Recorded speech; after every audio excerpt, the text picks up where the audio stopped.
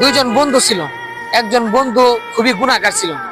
এই গুনাহগার বন্ধুটা একদিন হঠাৎ করে মারা গেল।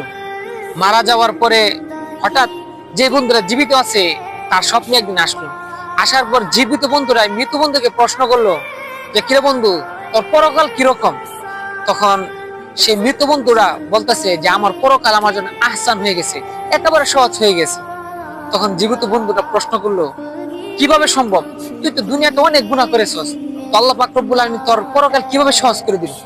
তখন মৃত বন্ধুরা বলতেছে যে আমি একদিন খানা খাইতে বসি, তখন আমার স্ত্রী তরকারির মাঝে লবণ দিছিল কম। আমার এমন রাগ উঠছিল, মনে চাচ্ছিল যে আমি ভাতের প্লেটটা ধরে আমি আমার স্ত্রীর মুখে মিললাম মারি। তখন এই চিন্তা করার পর আমি চিন্তা করলাম যে আমি আল্লাহ পাক রব্বুল আলামিন দুনিয়াকে সৃষ্টি করছে, আমি তার খাবার খাচ্ছি, সে আমাকে অক্সিজেন দিচ্ছে, আমি সবকিছু তার, কিন্তু তার আমি কত অবাধ্যতা করতেছি, আমি গুনাহ করতেছি, অশ্লীল কাজ করতেছি। তারপরে আল্লাহ পাক রব্বুল আলামিন আমার প্রতি রাগান্বিত হননি। তারপরে আল্লাহ পাক রব্বুল আলামিন আমাকে এই দুনিয়া থেকে বের করে দেননি। আর আমার স্ত্রী তো সাধারণ তরকারিতে লবণ কম দিছে। এই কথা চিন্তা করে আমি আমি আমার স্ত্রীর সাথে হাসি মুখে কথা বলে আমি ঘর থেকে চলে গেলাম।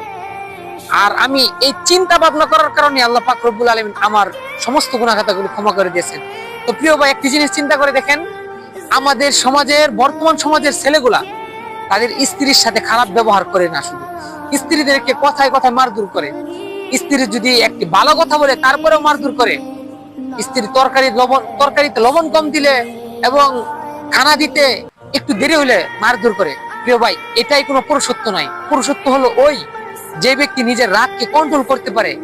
এবং আল্লাহ রাসূল সাল্লাল্লাহু আলাইহি ওয়াসাল্লাম বলেছেন, তোমরা স্ত্রীর সাথে ভালো ব্যবহার করো, কেননা তাদের সম্মান আল্লাহ তাআলার কাছে অধিক। দুনিয়ার মানুষের কাছে তো আছে, নারীদের সম্মান আল্লাহ পাক রব্বুল আলামিন কিয়ামতের দিনও তাদেরকে বেশি দিবেন।